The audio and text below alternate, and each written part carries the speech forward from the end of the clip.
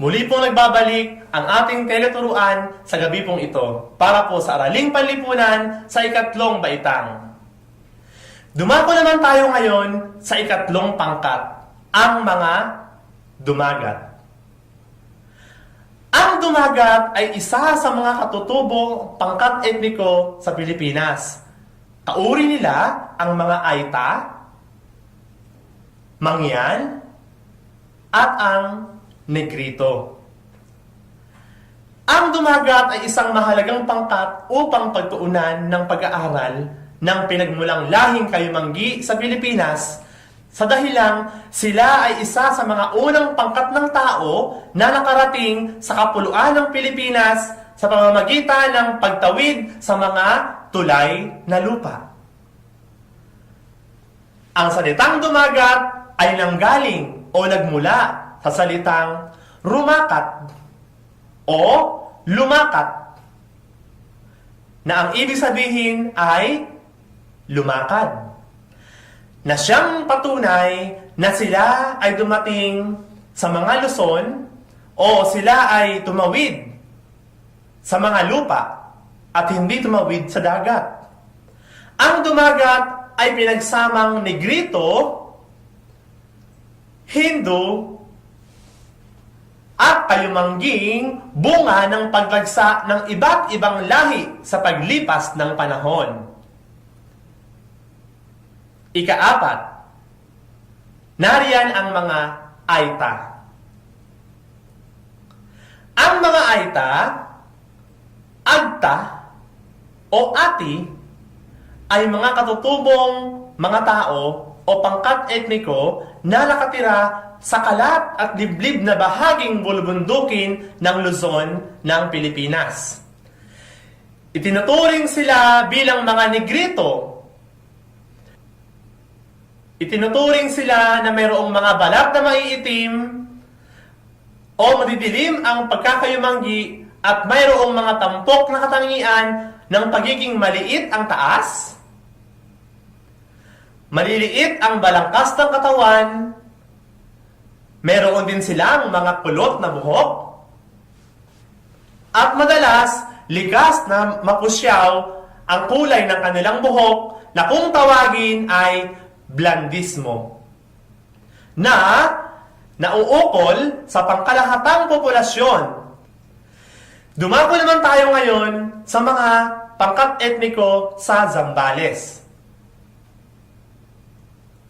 Alam nyo ba na ang pangalang Zambales ay nagmula sa wikang Zambal, na ang ibig sabihin daw ay mapamahiin at sumasamba sa kaluluwa ng mga namatay na kamag-anak.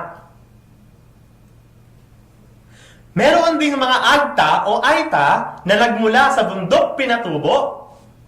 Ang mga unang nanirahan sa lalawigan ng Zambales at binaglaon, pinalitan sila ng mga Zambal na kilala sa pagiging mapamahiin at mapaniwalain. Sa ngayon, ay magiliw pa rin nilang ipinagdiriwang ang mga kapistahan ng mga santo sa buong bayan ng Zambales. Agrikultura ang kanilang pangunahing industriya. Kabilang sa mga produkto ng mga taga-Zambales ay ang palay, mais, at gulay. Pangingisda at pagsasaka, gayon din ang pagmimina, ang kanila ring ikinabubuhay.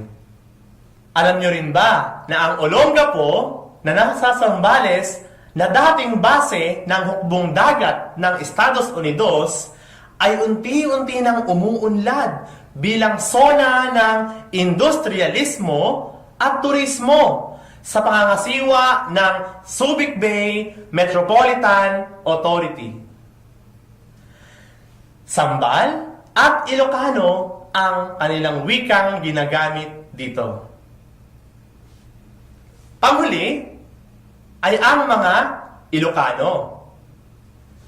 Tama ang inyong narinig. Sa katunayan, sila ay mga tagpuan sa Hilagang Luzon Subalit, maraming mga Pilipinong Ilocano ang nanirahan sa gitnang Luzon, kung kaya't sila'y itinuturing din nating mga pangkat ng tao sa ating rehiyon. Ang mga Ilocano ang pangatlong pinakamalaking pangkat etniko ng Pilipinas. Ang katawagang Iloco at Ilocano ay walang kaibahan kung ang wikang Iloco ang tinutukoy. Ang tanging kaibahan lamang nito ay ang wika o salita at ang taong gumagamit ng wika o ang katutubong nagsasalita. Karaniwang Iloco o Iluko ang tawag sa wika o salita at Ilocano naman sa mga tao. Idagdag pa natin na ang wikang Iloco ay itinuturo sa Universidad ng Hawaii bilang isang kurso. O di ba? Napakaganda. Hindi lamang sa Pilipinas, kundi pang ibang bansa pa. Tama ang inyong narinig. Ang Ilocano ang tanging wika sa Pilipinas na kinilala bilang heritage language sa bansang Hawaii. Mahihilig din sila sa mga pagkaing isda at gulay, gayon din ang paggawa ng masasarap na bagoong. Katunayan, isa sa kanilang pinagmamalaking putahe ay ang pagkaing pinakbet. Isa rin sa kanilang ipinagmamalaking epiko ay ang epiko ng Biag ni Lamang o ang Buhay ni Lamang.